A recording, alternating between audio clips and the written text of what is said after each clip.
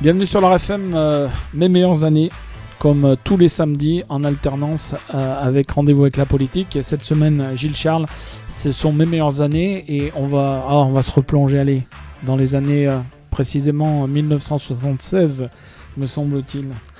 Bonjour Philippe, effectivement, c'est les années 76, c'est les années où on avait, j'allais dire presque des culottes courtes, où on courait derrière un ballon. Effectivement, mes meilleures années, cette semaine, c'est un rendez-vous exceptionnel avec un invité exceptionnel.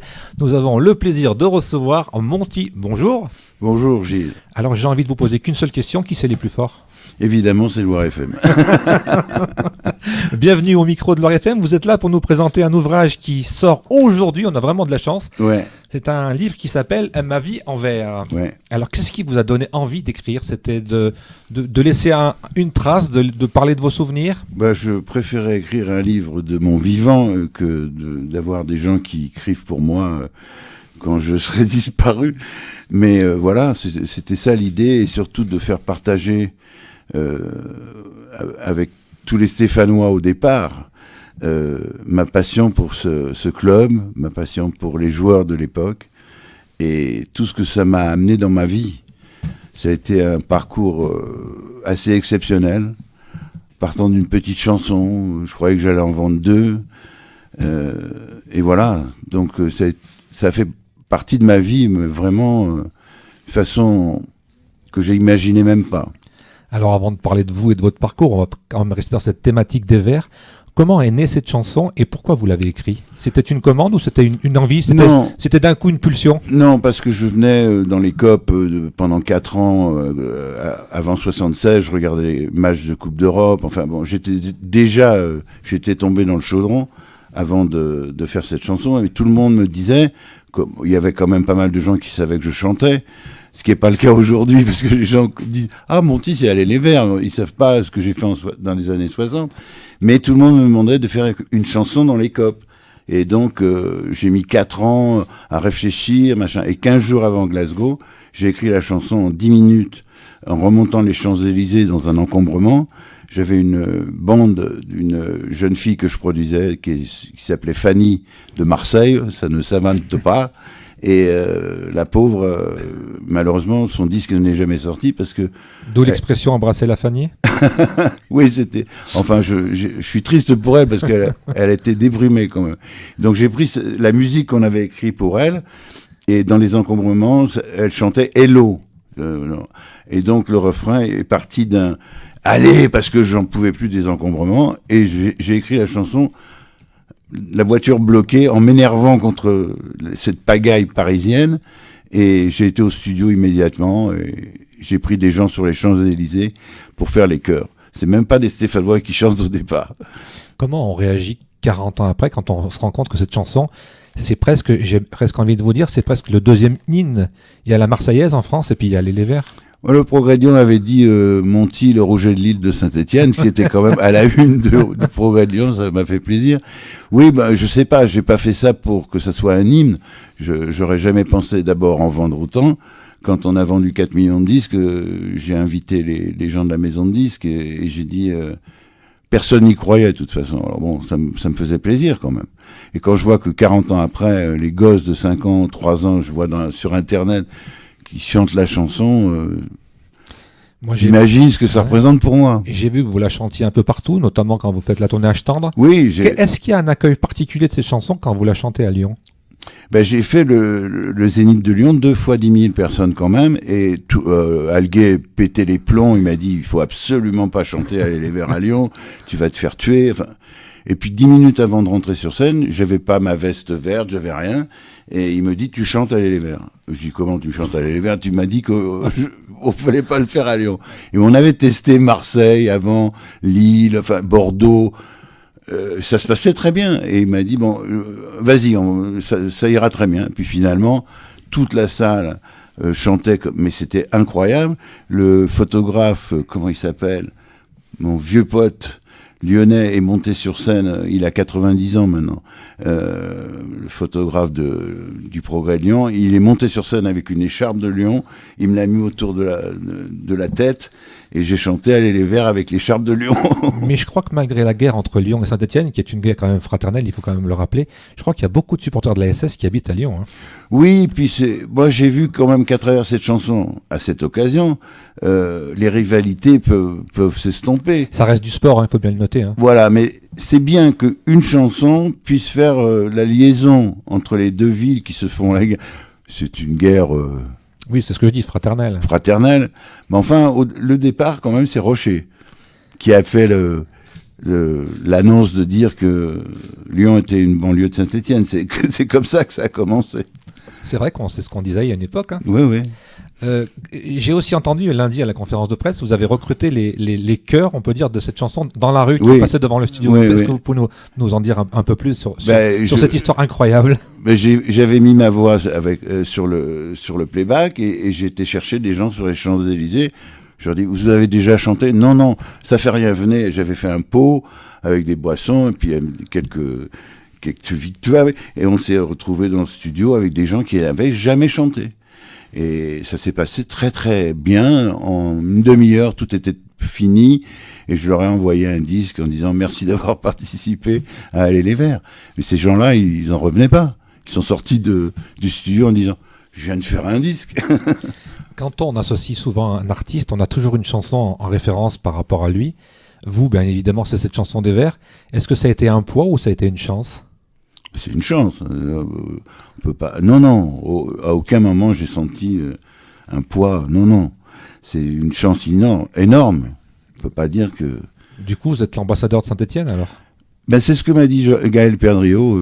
Il m'a dit Perdriau quand il va à l'étranger, on lui dit vous êtes le maire de Saint-Étienne et on lui chante Aller les Verts. Alors bon. Mais moi je suis allé beaucoup en Italie, on m'a parlé beaucoup de cette chanson et des Verts. On nous en parle de partout de toute façon. Partout. C'est là où on voit qu'on est plus populaire que les Lyonnais. Ah, c'est possible. Mais il y a Jean-Michel Aulas qui fait le bœuf quand même. Alors on va revenir sur votre carrière, sur votre parcours. J'ai noté que vous aviez une mère berrichonne Oui, et un père d'origine ukrainienne. oui. Est-ce que vous pouvez nous parler un petit peu de votre enfance et de votre parcours? Bah, mes parents, c'était des gens extraordinaires. Mon père faisait beaucoup de musique avec mon oncle et j'étais bercé par Django Reinhardt toute ma jeunesse. Et ma mère voulait absolument que je réussisse dans les études. C'était Comme toutes les mères? comme toutes les mères. Et quand je lui ai dit tu veux venir me voir à l'Olympia, elle est venue une fois me voir en 20 ans de tournée.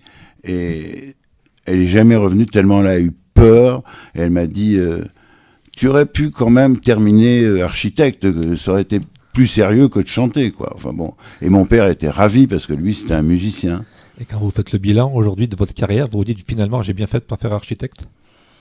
Ben, c'est-à-dire que les études d'architecture, ça demandait 10 ans de travail pour rien avec un architecte qui te faisait bosser. Moi, j'avais envie d'acheter une belle voiture, j'avais envie de vivre ma vie tout de suite. J'avais pas envie d'attendre 10 ans. J'aurais pu le faire. J'étais premier prix de la Grande Chaumière au niveau de la décoration d'architecture, mais franchement, je regrette rien. Et cette passion pour la musique alors, elle est venue comment? Ben, de mon oncle et de mon père. Et vous avez eu envie de prendre un instrument? Oui, tout de suite. Mais ça n'a pas été la guitare, parce que la guitare, ça me fait très très mal aux doigts. Et j'ai donc, je me suis dirigé vers le piano. Et tout de suite, vous avez eu envie d'écrire des chansons? Oui, parce que j'avais un professeur de piano. Ça me gonflait d'apprendre Mozart, Beethoven, ce que tu veux. Ça me gonflait. Et je jouais du jazz. Et j'ai commencé à composer des chansons. J'avais 10 ans. Vous vous souvenez de la première, non? Ça parlait de quoi? C'était une histoire d'amour? C'était une histoire de vie? Je me rappelle de la mélodie, mais il n'y avait pas de paroles. Enfin, Et alors, comment ça se passe? On prend ces chansons, on va les proposer à Paris? Comment ça s'est passé dans votre J'ai fait parcours? une audition. Mon oncle connaissait Barclay, la boîte de disques, et m'avait fait avoir un rendez-vous pour une audition. J'ai été passer l'audition avec une guitare pourrie et un ampli que mon père avait fabriqué et qui a explosé à la première note. Ça commençait très bien, l'audition. Et finalement, mon futur directeur artistique était dans la cabine. Et la seule chose que je voyais, c'était ses pieds dans la vitre avec le journal L'Équipe. Il lisait L'Équipe. Les résultats des Verts. Et il faisait pas du tout attention à ce que je chantais, quoi. Ouais. C'était incroyable. Alors j'ai dit, bon, au bout de 3-4 chansons, je m'étais branché sur un autre ampli, bon. Et finalement, il m'a dit, il est sorti au bout de la 4e chanson, il m'a dit, les chansons, il faudrait peut-être les retravailler, mais tu as pas autre chose? Alors, j'ai chanté Biba Peloula, et il m'a dit, je te fais un contrat tout de suite. Et j'ai pas encore compris la réaction entre le mec qui en a rien à foutre de ce que je chante, les pieds que je voyais et le journal L'Équipe, et sa réaction. Et là, j'étais trop jeune, donc j'ai dit, il faudra attendre un petit peu. Je suis mineur, et c'est mon père qui a signé le contrat 1 an après. Mais j'étais pas venu pour ça. Moi, j'étais venu pour présenter des chansons. Et bon, il a voulu que je chante. Ça a été la chance de ma vie, quoi. Et donc, votre premier disque est sorti en quelle année alors? 62 ou 63, oui, 62. C'était des compositions, c'était des reprises alors? Si vous parlez de Biba Peloula, il y avait des chansons originales, mais le tout premier disque, je me suis fait jeter directement à Europe. Ils m'ont dit non, il faut que tu rechantes, ta voix est trop comme Richard Anthony, il faut chanter plus haut. Et c'était pas un mauvais conseil. Donc j'ai refait un disque tout de suite derrière. Et là, j'ai eu la chance d'avoir un directeur artistique qui m'a dit, écoute, tu sais ce que tu fais? Tu prends l'arrangeur que tu veux, les musiciens que tu veux, et on va au studio Barclay. Et j'ai pris Loussier, qui était quand même un des plus grands jazzmen de l'époque. Et j'ai fait mes 2 premiers disques avec lui, Même si je suis fou, Brigitte et un verre de whisky. Donc c'était 3 tubes, avec Jacques Loussier quand même, que personne n'avait eu en tant qu'arrangeur dans la variété. Donc c'était le départ de la carrière. Voilà. Et après, dans votre parcours, alors j'ai noté aussi que vous avez fait pas mal de productions. Oui, j'ai fait des productions pendant des années. Ça m'a beaucoup plu. Je produisais des... Quand on dit producteur, quel est le travail exact? Parce qu'on entend beaucoup ce mot, et nous, ou les auditeurs, on ne sait pas exactement la définition d'un producteur. Quel est son rôle? Déjà, il investit de l'argent, c'est lui qui paye les studios. Ça, on avait compris. Il paye les studios, il a les relations avec l'artiste qui ne sont pas toujours faciles, et il faut aller en studio, il faut faire travailler les gens, enfin, c'est ce que font les jeunes aujourd'hui. Il faut produire le disque, mais il faut aussi le vendre. Il faut le vendre, il faut s'occuper de tout, de la promotion. Moi, je croyais être producteur, alors j'ai dit, bon, il faut que j'apprenne le son quand même, à enregistrer les consoles, poser les micros pour faire une batterie et tout. J'ai été T-boy pendant 6 mois à Londres pour apprendre mon métier d'ingénieur du son avant de faire de la production vraiment sérieusement. Et ça m'a fait beaucoup de bien. Et pourquoi vous êtes parti alors aux États-Unis? C'était un challenge, c'était un défi? C'était un appel? J'avais envie d'être numéro 1 aux États-Unis. En tant que producteur, j'ai dit, si j'arrive à être numéro 1 aux États-Unis, bon, j'aurais fait quelque chose d'important. Et quand je suis arrivé aux États-Unis, je croyais être un grand producteur, parce que j'avais vendu pas mal de disques avec mes productions. Mais quand je suis arrivé aux États-Unis, là, j'ai dit, je connais rien. Il faut que je reprenne tout à zéro. Et en 1 an, j'ai eu beaucoup de chance. Et puis finalement, j'étais numéro 1 dans les discothèques et tout ça. Et là, ça m'a plu. J'ai dit, bon, maintenant, je rentre à Paris. C'est une façon complètement différente de travailler par rapport à la France. C'était un monde complètement différent, oui, avec d'autres codes. D'autres codes, c'est-à-dire que bon, j'ai assisté à Thriller, le lancement de Thriller, parce que je connaissais bien Michael Jackson. J'avais un ami qui fabriquait ses vestes et tout ça. Et j'ai assisté au lancement du disque. Et là, il y avait le monde entier qui devait passer le disque à 8h le soir. Mais je dis, mais comment ils font ça? Comment ils peuvent contrôler ça? Eh bien, ça s'est passé. Et le lancement de ce disque a été tellement bien fait que ça a été 42 millions de disques. Je crois que ça reste l'album le plus vendu encore. Hein. Comment? C'est l'album qui a été le plus vendu, je crois. Hein. Ah oui, non, mais c'est la façon dont ça a été préparé, c'était pas un hasard. On lançait pas le disque comme ça, n'importe où, n'importe comment. Tout le monde en a parlé pendant 1 mois. Enfin, c'était extraordinaire. Tout à l'heure, vous avez parlé des artistes qui étaient un peu compliqués. Est-ce que c'est une légende ou est-ce que c'est réel? Bah, je sais pas, t'as des exemples, non? Non, moi je connais très peu d'artistes, hein, même si j'en suis un moi-même, à ma petite échelle. Mais on a beaucoup d'histoires sur les artistes, donc est-ce que c'est des histoires montées, est-ce que c'est des inventions, mais est-ce qu'ils sont aussi pénibles qu'on le dit, quoi, voilà. Aussi capricieux peut-être? Oui, enfin, ça dépend ce que tu appelles caprice. Il y a des gens qui font des caprices qui sont pas justifiés du tout. Mais bon, chacun a sa personnalité. Hein. J'ai entendu lundi à la conférence, quand vous avez chargé, on vous avait donné une mission à une époque, c'était de surveiller Dalida. Oui, Est-ce que vous pouvez nous raconter un peu cette anecdote? Je partais avec Europe 1 en tournée pour 110 jours avec elle. Et la veille du départ, donc j'étais vedette américaine et était vedette dans le spectacle. Et la veille du départ... Vedette américaine, ça veut dire que vous faisiez la première partie? Première partie. Je finissais la première partie. Et tentative de suicide de Dali. Et puis Lucien Maurice m'appelle en disant c'est une catastrophe, je vais la faire venir le plus tôt possible dans la tournée, mais il faut vraiment que tu t'en occupes. On va dire qu'il n'y a qu'une seule caravane, comme ça tu pourras vraiment la surveiller. Et puis fais-lui des chansons, trouve une solution pour lui faire changer son esprit, parce qu'elle était vraiment déprimée quand elle est arrivée sur la tournée. Elle est arrivée que 15 jours après. Et là, j'ai eu la mission, entre parenthèses, de m'occuper d'elle, ce qui a été une joie, parce que c'était une fille merveilleuse, très gentille, elle était extraordinaire. Bon, j'ai eu très généreuse, d'après ce que j'ai généreuse. compris, hein.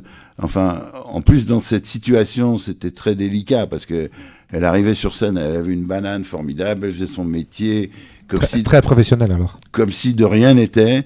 Mais moi, je la voyais dans la caravane avant, et je dis, mais elle va jamais arriver à chanter. Elle était déprimée complètement. Elle rentrait, c'était le soleil sur scène. Et donc, ça m'a appris beaucoup de choses. De tous les artistes que vous avez côtoyés, rencontrés, est-ce qu'il y en a qui vous ont marqué? Humainement ou peut-être professionnellement? Beaucoup d'artistes. Enfin bon, j'ai eu la chance de travailler avec Stevie Wonder en studio, des gens comme ça. J'ai rencontré Pelé, c'est autre chose, mais c'est les deux dieux pour moi. Il y a le dieu de la musique, c'est Stevie Wonder, et le dieu du football, c'est Pelé. J'ai entendu aussi en conférence de presse que vous aviez le même, je sais plus, attaché de presse, c'est ça, avec Jacques Brel?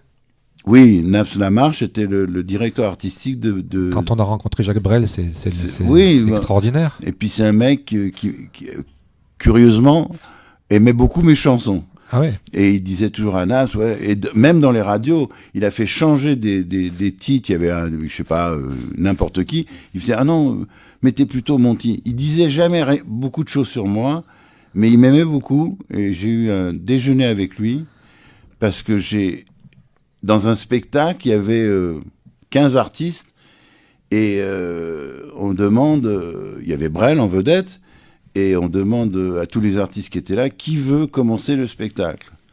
Et moi, j'ai levé la main tout de suite, je dis, moi, je commence. Et Brel m'a invité à déjeuner, parce que j'avais décidé de commencer le spectacle.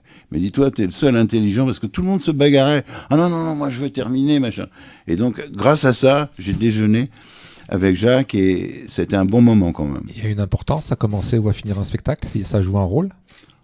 Bah pour certains artistes, ouais. Oui, parce que... Bon, fétichisme? Comment? C'est du fétichisme? Non, c'est l'importance de la place dans le spectacle, tu rigoles. C'est l'ego alors? Oui, c'est l'ego complètement. Moi j'aimerais que vous nous reparliez aussi de cette anecdote. On vous avait un peu invité au Cosmos de New York, vous avez parlé de Pelé tout à l'heure, pour faire un peu un second hymne, un peu comme à Saint-Étienne. Bah, c'est-à-dire que Nessu Ertegun, qui connaissait très bien la France et qui connaissait Saint-Étienne, connaissait la chanson. Mais moi, je ne savais pas. Et quand j'ai voulu avoir un rendez-vous avec lui, on m'a dit, oui, vous aurez un rendez-vous dans 6 mois. Et j'avais mon album d'Aller les Verts. J'ai dit à la secrétaire, tu rentres dans son bureau. J'avais vu qu'il était arrivé. Je lui ai mis une dédicace sur le disque en disant, je n'ai pas de carte de visite, mais j'espère pouvoir te rencontrer. Elle a amené le disque après négociation qui n'en finissait pas. Oh non, je peux pas faire ça, vous vous rendez pas compte. C'est dans 6 mois. Moi, je suis français, rien à foutre. Tu rentres dans le bureau et tu vas le voir. Et 2 secondes après, la porte s'est ouverte. Monty, viens ici. Il parlait français vraiment très bien. Et il me parle de la Coupe du Monde, de Cosmos. Je voudrais que tu fasses la même chose pour le Cosmos. Je dis, mais attends, moi je suis pas passionné par le Cosmos. J'ai pas la passion pour écrire une chanson. Il dit, bon, écoute, c'est pas grave, je te donne un bureau. Au bout de 10 minutes de rendez-vous, je rentre dans un bureau à côté du sien et j'ouvre la porte et je vois un portrait de Daniel Philippaki au mur. J'avais présenté Salut les copains, ça m'a fait un choc. Il m'a dit, c'est ton bureau. Et on va faire la Coupe du Monde ensemble. C'est comme ça que j'ai connu Pelé, Beckenbauer, enfin. Et grâce à Aller les Verts. C'est fantastique comme carte de visite. Ah oui, oui. Et quelle impression alors de rencontrer Pelé, le plus grand joueur de tous les temps, comme on dit. Bah, Moi, je l'ai pas vraiment connu parce que j'étais encore petit. oui. Mais j'ai vu quelques extraits. Non, mais c'est vrai moi, que c'était- j'ai pas passé beaucoup de temps avec lui, mais je serrais la main de Dieu, quoi. Ouais, mais je comprends. On va faire notre première pause musicale. Vous avez dans votre actualité, il y a un double album qui sort Oui, avec 48 chansons ouais. Marianne Mélodie. chez Marianne Mélodie. On écoute un premier extrait, ça s'appelle Rêve d'enfant. Est-ce qu'on peut en dire 2 mots de cette chanson? Oui, j'avais écrit cette chanson pour Minouche Barelli pour l'Eurovision. Et elle a été sélectionnée. Et Lucien Maurice, encore une fois Lucien, m'appelle en me disant « Ça y est, tu fais l'Eurovision. » Formidable, 9h du soir. Et à 8h du matin, il m'appelle, il me dit ils ont changé d'avis. C'est Boum Badaboum de Gainsbourg qu'elle va chanter. Mais il me dit, t'inquiète pas, cette chanson sera numéro 1, j'en suis sûr. Fais-la toi-même. Puis voilà, c'est comme ça. Et effectivement, j'ai été numéro 1 avec cette chanson. Allez, on écoute, on revient juste après pour la seconde partie.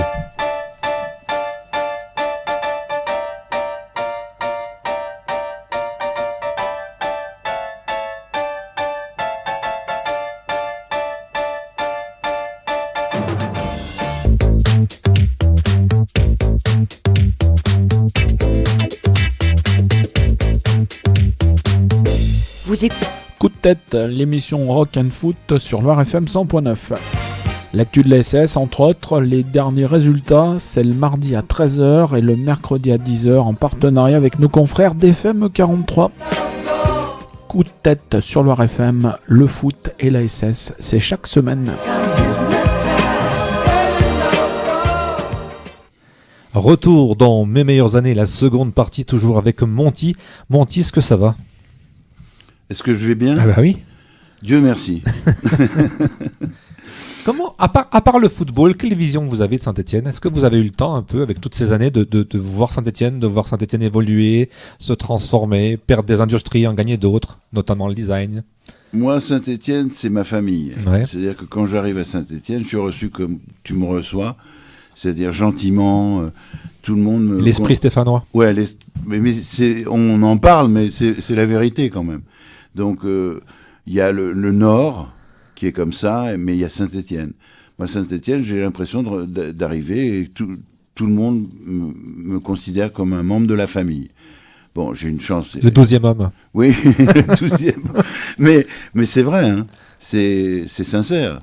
J'ai jamais été reçu comme ça nulle part. Enfin, j'ai voyagé beaucoup dans ma vie, mais il n'y a aucune ville où j'ai écrit une chanson, donc en dehors de Saint-Étienne. Mais franchement, j'apprécie beaucoup. Quand Gaël Perdriau m'a fait la médaille de la ville, pour moi, ça a été vraiment très important, parce que je dis, pour Saint-Étienne, je représente quelque chose. Ma petite chanson a fait que Saint-Étienne est devenu populaire dans le monde entier.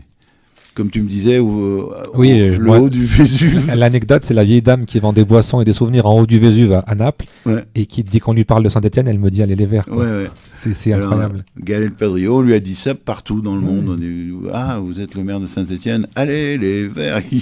Il me dit partout c'est la même chose.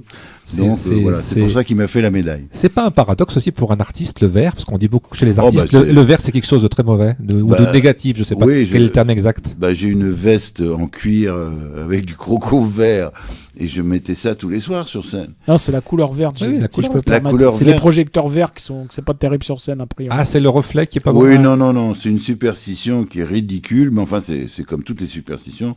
Faut faire un petit peu avec. Faut en jouer. Oui. Je partageais ma loge avec Herbert Léonard, qui est un mec adorable, que j'adore vraiment, et qui a supporté le fait que je mette mon écharpe verte. Il m'a rien dit pendant toute la tournée. C'était pour le plaisir. Voilà. Mais pour le plaisir, ça le minait quand même de me voir. Mais il m'a rien dit. Il me l'a dit que dans le témoignage qu'il a fait pour mon livre, en disant c'est une angoisse terrible pour lui même de toucher ma veste. Ah ouais, à ce point-là. Oui. Pourquoi on choisit de choisir un pseudonyme et comment on le choisit? Moi, je devais m'appeler Jacques Kennedy. À une balle près?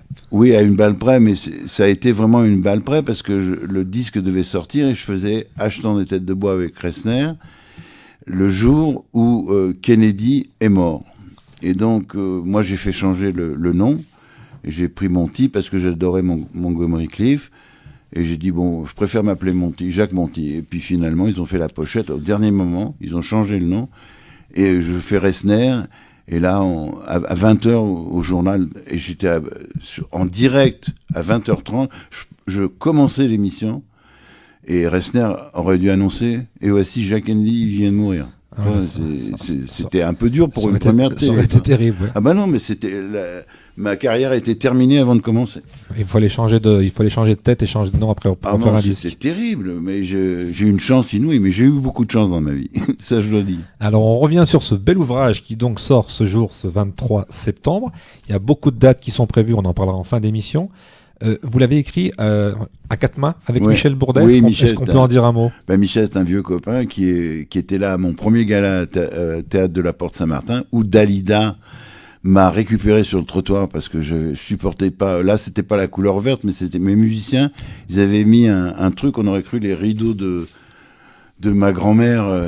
J'ai dit, mais c'est quoi ça? Ils jouaient l'intro de ma chanson, même si je suis fou, et quand je les ai vus sur scène, je suis rentré à la maison. Je dis, je chante pas avec ces pingouins, là, c'est n'importe quoi.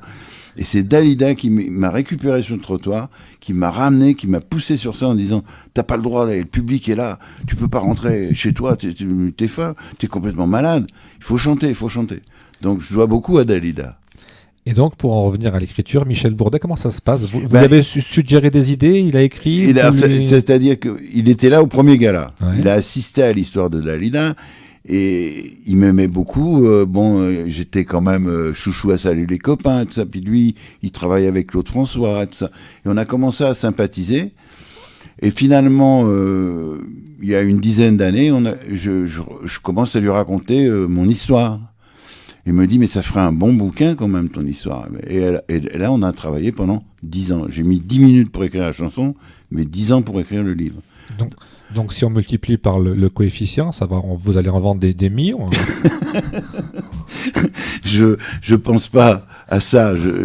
Moi, c'est un témoignage que je veux laisser. Voilà. Est-ce qu'il y a des choses qu'on peut raconter et d'autres qu'on garde dans sa mémoire pour soi-même? Non, mais bien entendu, je n'ai pas raconté on peut pas tout dire. Toutes les folies de ce métier, parce que le chaudron, c'est difficile de s'occuper d'une équipe, de machin. Mais le showbiz, c'est gratiné aussi. Il n'y a pas que des choses flamboyantes. Ouais, donc je ne peux pas tout raconter non plus. Comme tous les milieux. Oui, tous les milieux, mais enfin, c'est assez gratiné quand même. Vous avez l'avantage d'avoir l'argent, les jolies filles et tout un tas de choses qui vont avec. Vous parlez de moi? Je parle de votre milieu, quoi. Vous, je pense que vous avez eu aussi les jolies filles et puis l'argent. Oui. Parce que vous m'avez dit que votre premier rêve, c'était d'acheter une jolie voiture, donc vous avez pu l'acheter assez rapidement. Voilà. Et les filles, c'était pas mal non plus. On poursuit cette émission Mes meilleures années. Moi, j'ai vu dans votre liste, il n'y a pas tout, mais j'ai vu, vous avez écrit pour Sheila, Eric Chardin, Eddie Mitchell, Dalida, France Gall, Jane Manson, Petula Clark, puis j'arrête là, Franck Alamo. Est-ce qu'on écrit une chanson différemment suivant les personnes? Est-ce qu'on écoute ce qu'ils ont à dire et on transcrit ça en chanson? Comment ça se passe quand on écrit pour les autres? C'est à chaque fois différent. Moi, j'ai écrit des chansons en les présentant justement avec Chardin. On a écrit quand même pas mal de chansons ensemble. Et c'était surtout lui qui allait présenter les chansons avec sa guitare. Il était très bon. Moi, j'étais pas trop... j'étais pas exceptionnel pour aller vendre mes chansons. Ouais, chaque chanson que j'ai écrite, c'était toujours des chansons populaires et ça a toujours été des tubes populaires. On dit toujours ce mot populaire. Est-ce qu'on peut donner la définition également d'une chanson populaire sans être... On a toujours ce terme un peu péjoratif. Est-ce qu'on peut donner une définition d'une chanson populaire? Moi, j'ai envie de vous dire, une chanson populaire, c'est pas une chanson qui a réussi finalement? Non, moi je pense qu'une chanson populaire, c'est une chanson qui touche les gens. Moi, le but dans ma vie, c'est que le peintre qui est en train de faire l'immeuble siffle la chanson. Ça, c'est génial. Il n'y a pas d'autre but dans la vie. C'est-à-dire que tu rends heureux quelqu'un, t'entends ta chanson. Le nombre de gens qui m'ont dit, avec cette chanson, j'ai eu mon premier enfant, je me suis marié sur tel titre. Donc, c'est des souvenirs. Mais on se fait une vie. Voilà. Mais c'est populaire. Et moi, il n'y a rien de péjoratif à dire populaire. Je comprends pas pourquoi c'est devenu péjoratif. Populaire, ça veut dire que Ça plaît aux gens. Maintenant, il faut être dans une certaine élite pour être reconnu. Oui, mais enfin, ça, je sais pas. Ça. Je fais la liaison avec chanson populaire, ça me fait penser tout de suite à Claude François. Mm. Vous l'avez rencontré aussi. Et vous avez écrit pour Claude François ou pas? J'ai écrit Quand le matin avec Chardin, qui a oublié de me faire signer la chanson. Car le matin, c'est vous? Oui. Ah, elle est géniale cette chanson. Et donc, Claude, j'ai eu 2 anecdotes ou 3 à son sujet dans le livre. C'est un personnage assez incroyable. Il m'a fait un coup incroyable. Il a coupé l'écho la première fois que je chantais sur scène avec lui. Et je le vois dans les coulisses, il coupait mon écho. Et je suis sorti de scène, je l'ai pris, je l'ai mis dans sa loge et je lui ai dit, mon pote, toi, tu vas revenir, tu vas remettre l'écho, sans ça, terminé. Je me casse ou je te casse la gueule. Donc, il est revenu, il a remis l'écho et on est devenus super copains. Et pourquoi vous avez enlevé l'écho? Pour rigoler, je sais pas, il a voulu faire un gag ou parce que comme j'avais besoin d'écho pour un verre de whisky pour la voix dans l'aigu, je sais pas ce qu'il a voulu faire, mais en tous les cas, on est devenus bons copains à cause de cette anecdote. Ou grâce alors? Oui, grâce. Vous avez beaucoup écrit avec Chardin, vous m'avez dit à l'instant? Oui, on a écrit. Moi, je fais une parenthèse, mais j'adorais Eric Chardin. Oui. Le personnage est extraordinaire. Le personnage était complètement cinglé. Ouais, j'ai pas voulu le dire. Mais il était, il était dans les nuages. Il y a des moments où il était. Mais c'était un mec très intéressant. Un gentil. Oui, oui. Au fond, il n'était pas méchant. Mais bon, j'ai vu des trucs avec Eric. Quand il baladait sa tortue verte, il avait peint une tortue verte, il l'amenait sur le plateau de télé et tout. Il y avait que Chardin qui pouvait faire des trucs comme ça. Mais c'était un vrai personnage intéressant quand même. Et vous qui avez connu toutes ces années de gloire, de télévision, est-ce que ça manque pas aujourd'hui, en 2018, presque des émissions vraiment de variété à la télévision? On est dans l'époque du clip, de l'instantané. Oui, ça n'existe plus. Les Carpentiers, Resner. Il n'y a plus une émission de variété. Moi, je présentais Télé Dimanche à l'époque, des émissions sur Télé Monte-Carlo. Enfin, j'ai fait Salut les copains. J'étais animateur à ta place. Je faisais la même chose. Et ça m'a beaucoup plu. J'ai adoré faire ça. Autant que chanter, d'ailleurs. Et à l'époque, vous aviez aussi des relations avec les artistes internationaux? Pas beaucoup. Les gens qui venaient en France, qui passaient à Salut les copains, j'en ai pas reçu beaucoup. Hein. Et dans tous les métiers, on a des amitiés avec certains, moins avec d'autres.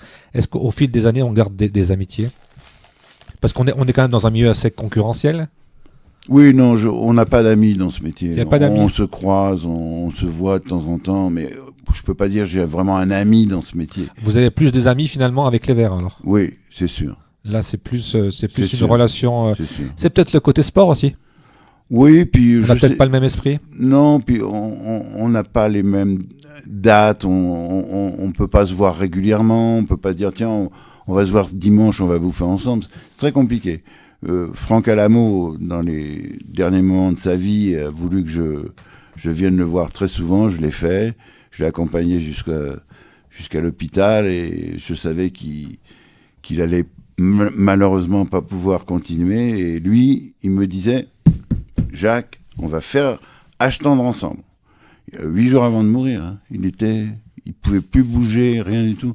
Alors lui, ça a été un type que j'ai bien aimé jusqu'à la fin. Mais je l'ai accompagné et c'est pas rigolo du tout. C'est pas rigolo du tout. Pour revenir au livre, qui est un gros pavé, pourquoi ce livre a été édité par une maison stéphanoise? Il y avait un intérêt ou c'est le hasard? C'est un peu le hasard parce que j'ai hésité à envoyer le livre toutes les éditions parisiennes et puis je me suis dit que finalement, si je trouvais un éditeur sur Saint-Étienne, ce serait peut-être plus logique. Ce serait peut-être quelqu'un qui aurait un peu plus d'intérêt à faire la promotion de ce livre. Donc j'ai bien fait, parce que TV & Co, Bruno Faure est un mec formidable, que j'ai rencontré, je ne connaissais pas. Il a lu le livre, il m'a dit « Je veux éditer le livre ». Il rentrait à l'hôpital, donc il a eu le temps de lire. Et il m'a convoqué 8 jours après en disant « Je veux absolument signer avec toi ». Mais je dis « Mais attends, je ne sais pas, qu'est-ce que tu veux faire? Est-ce que tu édites beaucoup de livres ?» Il me montre quelques livres, il a édité quelques livres. J'ai dit « Il n'y a pas de problème ». Puis j'ai eu un coup de cœur avec lui, direct. Ça a été une rencontre mais formidable. Et j'ai compris que l'intérêt qu'il avait pour le livre, c'était pas de dire oh je vais signer Monty et machin. Il a pleuré quand il a lu le livre. Et quand il m'a dit ça au téléphone, il m'a dit écoute, je viens de lire le livre, je suis toujours à l'hôpital, mais je veux te rencontrer.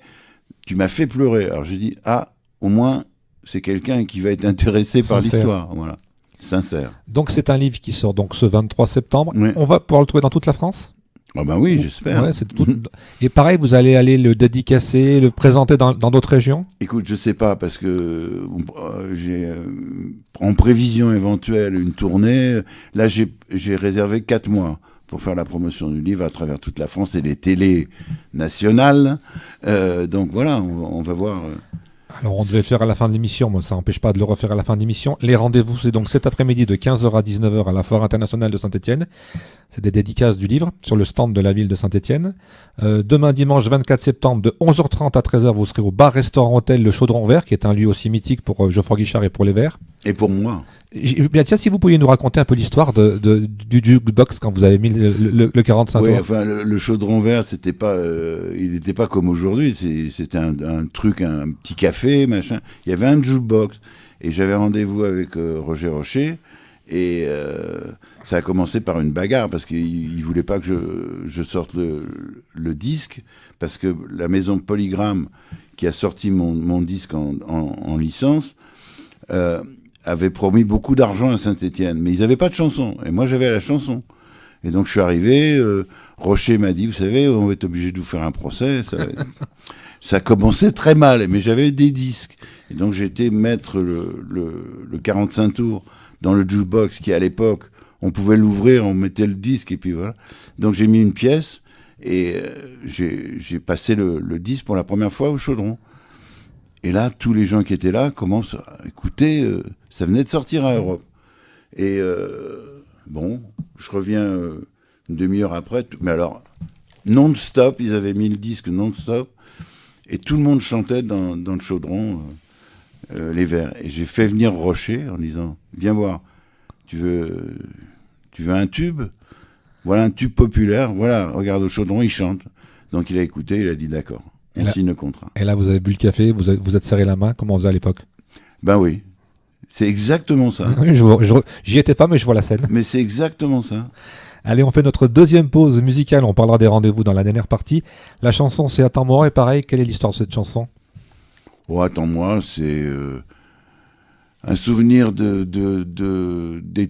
été merveilleux, et voilà, c'était numéro 1 aussi, et il y a beaucoup de gens qui ont fait des bébés sur cette chanson. Bon, bah alors on va l'écouter, puis on va essayer de ne pas faire des bébés tout de suite.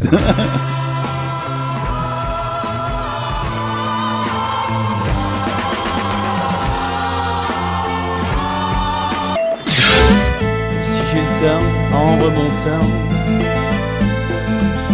je prendrai le trolley, la place d'Orient. À Saint-Étienne, moi, j'écoute Loire FM. Moi, je suis de Saint-Étienne. À mon accent, vous l'avez deviné. À mon accent. Dernière partie de ces meilleures années avec Monty, l'homme qui a vendu plus de 40 millions de disques, et ça tombe bien, il y a une compilation qui sort justement, un travail du label Marianne Mélodie, où on retrouve 48 chansons, notamment, vous le disiez hors antenne, des chansons qui auraient eu une place sur la phase C, la phase D, parce qu'à l'époque il y avait 2 faces. Hein. Oui, oui. Il y avait même une époque où il y avait 2 chansons par face. Oui, 4 titres, des chansons que j'ai chantées une fois en studio, j'ai jamais rechanté sur scène, que je redécouvre grâce à Mathieu Moulin et Universal. Ils ont fait un travail formidable, ils ont remasterisé les titres, et effectivement je redécouvre les arrangements de ces chansons. Ça me fait vraiment plaisir. Ça donne envie de repartir sur scène alors? Oh ben j'ai eu une proposition là, mais franchement je vais déjà m'occuper de la promotion du livre et on verra plus tard. J'ai encore beaucoup d'années devant moi, c'est pas de problème. 48 chansons, on a dit, sur ce double album qu'on va pouvoir aussi trouver de partout. Partout, ça y est, il est en vente. Tu fais Marianne Mélodie. Et... Est-ce qu'il y a des grandes radios qui vont vous diffuser? Puisque maintenant les radios, c'est beaucoup de parlotte et peu de chansons. Personne va me diffuser, mais tu rigoles. Mais ça, c'est un truc que je n'arrive pas à comprendre. Mais il n'y a plus de radio, même Nostalgie, il passe pas. Ah bah Nostalgie, vous l'écoutez 2 heures, vous pétez les plombs, il passe toujours les mêmes chansons. Oui, non mais j'ai aucune chance de passer à la radio. Comment on explique ça? Ah ben je sais pas. Vous qui avez été un grand producteur. Bah qui oui, avait... mais c'est plus la même chose. Si, C'est-à-dire- sur leur FM. Oui, mais ça, Oui. il faut quand même le noter qu'on a la chance de faire ce qu'on veut à peu près. Oui, c'est à peu vrai. près. T'as pas encore une programmation automatique. Non, c'est payé par les maisons de disques. C'est aussi clair que ça.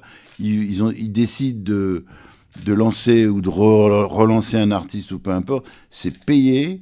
Et là, tu passes. Si c'est pas payé, tu passes pas à la nostalgie. L'argent. Est-ce que Monty écrit encore des chansons? J'arrête pas. Ouais. J'écris des livres, des chansons. Je suis sur un autre bouquin. J'ai commencé. Il faut que j'ai une occupation. C'est-à-dire, si j'arrête, si je vais plus au stade Geoffroy Guichard, si j'arrête d'écrire, je meurs. Alors, je préfère continuer. Est-ce que vous venez régulièrement voir les matchs Ah oui. ou alors vous les regardez à la télévision? Quoi qu'il arrive, je les regarde à la télé. J'ai tout. Bing Sport, Canal, tout ce que tu veux. J'ai les satellites qui, à travers le monde, je regarde les matchs de Saint-Étienne. Je gonfle tout le monde parce qu'il y a des moments où même pas question d'avoir un rendez-vous. Il y a le match. Alors tout le monde sait que pendant le match, on m'appelle pas. Alors en tant qu'ancien footballeur, j'ai aussi appris que vous aviez joué au football, mais que malheureusement vous aviez dû arrêter à cause d'une blessure. 2 blessures, 2 chevilles pulvérisées. Et je vous ai vu aussi très ami avec Roland Romeillet, le président actuel. Comment vous jugez ce bon début de saison de nos Verts? Bah, je préfère venir cette semaine où on est 3e que l'année dernière où on ramait beaucoup. Mais j'estime que Galtier a fait un boulot formidable avec l'équipe qu'il avait. De toute façon, c'est un très grand entraîneur. Et Garcia est très bien aussi. Il fait jouer des jeunes que je connaissais pas. Et je trouve que ça fonctionne pas mal. Je dis pas qu'on va gagner le championnat, parce qu'il y a deux championnats, il y a Paris Saint-Germain et le reste. Mais peut-être, on va racheter Neymar l'année prochaine et on verra. Ouais, mais je crois qu'à Saint-Etienne, il y a un jeune plein de talent qui s'appelle Jean Neymar. Oui. Humour stéphanois. Humour stéphanois. Non, Non. quand tu parles de Romeillet, je lui ai dit, si je chante dimanche prochain, ou tu viens chanter avec moi au milieu du stade, ou je ne chante pas. Alors, je sais pas, le challenge est lancé. Enfin, on va être sur le qui-vive, alors on va regarder les photos sur les réseaux sociaux. Voilà. Vous m'avez dit aussi que ce livre était un peu né l'année dernière pour les 40 ans de la SS, que vous avez eu beaucoup d'émotions à être sur scène et avoir toute cette foule verte. Il en manquait presque pas, les anciens. Il en manquait pas. Je suis désolé, il y avait toute l'équipe qui était là. Et il y a même Jean Vion qui est venu. Oui, il y avait Jean. Nous, on avait reçu Patrick Revelli l'année passée pour les 40 Patrick, ans. Larquet, enfin, tout le monde était là. Et Michel Drucker qui est venu aussi, que j'ai invité. Et j'ai dit, il faut que tu vois ça quand même. Donc il est venu, Monsieur Perdriau lui a remis la médaille de Saint-Étienne. Il était ravi aussi. Mais pour moi, quand j'ai vu sur le grand écran derrière moi, j'ai vu toute cette équipe qui chantait Aller les Verts avec moi. Ça s'est jamais produit avant. Donc je pleurais. Je pouvais même pas chanter tellement je pleurais. Et voilà, quoi. C'était un grand moment. Vous avez parlé de Michel Drucker. Il a écrit votre préface de ce livre. Et Oui. vous avez dit que c'était quelque chose de rare, parce qu'il écrit rarement des préfaces. C'est-à-dire qu'il a tellement de gens qui veulent... qui écrivent des préfaces, il refuse à tout le monde. Alors là, maintenant, il est très embêté, parce qu'il me dit, je vais me faire insulter par tous mes amis à qui j'ai refusé. Mais enfin, bon, Michel, c'est un mec formidable. Donc du coup, vous lui avez offert un maillot, et puis voilà, l'affaire est close. Voilà, l'affaire est close. Quelle relation vous gardez avec tous ces anciens Stéphanois, ces anciens Verts? Est-ce que c'est des gens que vous rencontrez régulièrement? Régulièrement, mais pas... Est-ce qu'on refait le match encore 40 ans après? Bien entendu, mais bien entendu. C'est formidable. Moi, ils étaient tous très intelligents. Il y a une différence avec certaines équipes aujourd'hui où ces jeunes que j'adore ces footballeurs, tout ce que tu veux, mais il faut qu'ils arrêtent de penser au fric. Je vais m'acheter la dernière Porsche, la dernière machin. C'est pas ça le but. Le but, c'est de mouiller le maillot. C'est d'être fier du maillot déjà. Fier du maillot, respecter son équipe, son entraîneur, son président. Et c'est rare, hein. Et ça fait quand même quelques années que je vois l'évolution dans le mauvais sens. Maintenant, j'ai eu la chance de rencontrer l'équipe de Saint-Étienne avec Galtier, et ils m'ont tous dit « Monsieur Monty ». Et j'ai trouvé que c'était un respect incroyable, mais c'était Galtier qui leur avait dit « Vous dites à Monsieur Monty, hein ». Enfin, très gentil, tous, mais faut qu'ils arrêtent de penser à l'argent. Le foot, moi, j'aurais rêvé d'être footballeur pour la passion de jouer au foot. J'étais meilleur buteur pendant 5 ans du championnat de France, minime, cadet, junior. J'ai eu la médaille d'Herzog qui m'a remis le meilleur footballeur, meilleur buteur. Et moi, ma passion, c'était de jouer au foot. C'était pas qu'est-ce que je vais gagner le plaisir du jeu. Ah oui, le plaisir du jeu. Le plaisir d'être avec ses copains. Voilà. Et puis de marquer des buts. Et marquer des buts, c'est essentiel. Sans ça, s'il n'y a plus que l'argent qui domine tout, ils signent des contrats n'importe où pour gagner de l'argent. Et ça, je trouve que c'est pas bien. Quand vous voyez qu'aujourd'hui un joueur peut faire 3 clubs dans l'année, je sais pas où est l'amour du maillot. Je sais pas. Moi, pour moi, c'est pas ça le football. Le football, c'est vrai qu'à Saint-Etienne, à l'époque, les joueurs sont restés plusieurs années, quoi. Mais c'est pour ça qu'ils gagnaient. Et puis ils avaient fait tous à peu près le centre de formation ensemble. Tous. Ça crée des liens, donc. Mais ça crée des liens et puis ça se sentait sur le terrain. Hein. Pour conclure, Monty, qu'est-ce qu'on peut dire pour fermer cette émission de nos meilleures années avec le cœur vert? Eh ben, allez les Verts. Ouais, je vous aime, Stéphanois. Vous êtes ma famille et je ne vous oublierai jamais. Très bien. Donc, tout ce qu'on veut savoir sur vous, sur votre passion verte, c'est tout dans le livre. Exact. Qui sort aujourd'hui. Donc, on va peut-être donner encore quelques rendez-vous. J'ai pas tout donné. Il y aura notamment début octobre, à la fête du livre. Vous serez présent à la fête du livre pour des dédicaces. Oui. On a à côté de nous un jeune homme qui va nous en dire un petit peu plus, peut-être, sur les rendez-vous. Je crois qu'on a déjà bien fait le tour. Après, voilà, c'est vraiment la fête du livre entre le 6 et le 9 octobre. Notamment avec un débat avec le journaliste Arnaud Ramsay pour un rendez-vous qui va s'appeler Ode au football, voilà, autour de puis je crois qu'à la fête du livre il y aura Bernard Pivot, donc vous allez sûrement parler de football encore. Et il y aura Bernard Pivot, voilà, qui sera présent, qui m'a fait aussi un témoignage dans le livre. J'étais très ému. C'est un homme que j'aime beaucoup. Voilà, on a la même passion. La passion pour les Verts. La passion qu'on a tous, hein. On est né dedans à Saint-Etienne. Hein. Vous êtes tombé dedans. Il y a quelques années, et puis on a rencontré plein de gens formidables. Et puis aussi une petite dédicace à quelqu'un qui n'a pas joué en 76, mais que moi j'ai adoré à Saint-Etienne, c'était Michel Platini aussi. Bien entendu. Qui était un énorme joueur. Qui a été, j'ai une photo de lui dans le 2e album que j'ai sorti en 81, et il y a une belle photo de Michel Platini. J'étais très fier de pouvoir ressortir ça avec Michel. Et puis on fait aussi un petit clin d'œil à Dominique Rocheteau qui était à la conférence lundi. Vous aviez fait une chanson également sur Rocheteau. Oui, mais Dominique était très très content. Il a dit beaucoup de bonnes choses sur Aller les Verts, ce que ça avait représenté pour l'équipe. Et je crois que c'était un bon témoignage. Ouais, et puis ça fait 2 ans qu'on court après se remeiller, nous ici à l'Or FM. Et je les ai eus tous les 2 hier et ils m'ont dit que ça devrait se faire. Donc on va appeler les bonnes personnes pour faire venir M. Remeillet à votre place dans les semaines qui viennent. T'inquiète pas, je vais lui dire du bien de l'émission. Bon, c'est super sympa. En tout cas, on est super fiers de vous avoir eu à cette table. Merci. Et quelque part, Gilles, quelque part, je te coupe, mais c'est un peu un rêve de gamin qui se réalise pour nous là. C'est même pas un rêve de gamin, c'est un truc inimaginable. Alors, est-ce que tu te serais imaginé? Moi, en 76, j'avais 10 ans. Mon père me mettait dans les... Il n'y avait pas les COP Sud, les COP Nord à l'époque. Et on regardait les matchs en noir et blanc. Et il y avait ces espèces de grandes barrières, tu sais, dans les gradins qui étaient que debout. Il n'y avait même pas les sièges. Et il m'asseyait là-dessus, il remontait le voir le match avec ses potes, ce qui pourrait d'ailleurs, à mon avis, pas se faire aujourd'hui. Et moi, j'avais 10 ans et j'entendais Aller les Verts et tout ça. Et aujourd'hui, j'ai Monty là...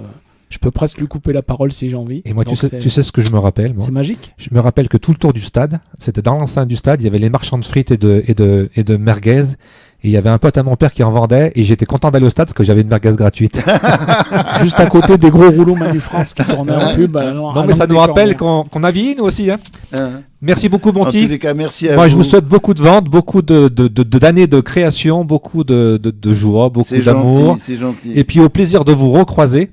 Pas de problème. Merci beaucoup d'être venu à l'Or FM. C'est un plaisir pour moi. On finit avec le second hymne français. Allez les Verts, qui c'est les plus forts? Évidemment, c'est les Verts. À la semaine prochaine, merci.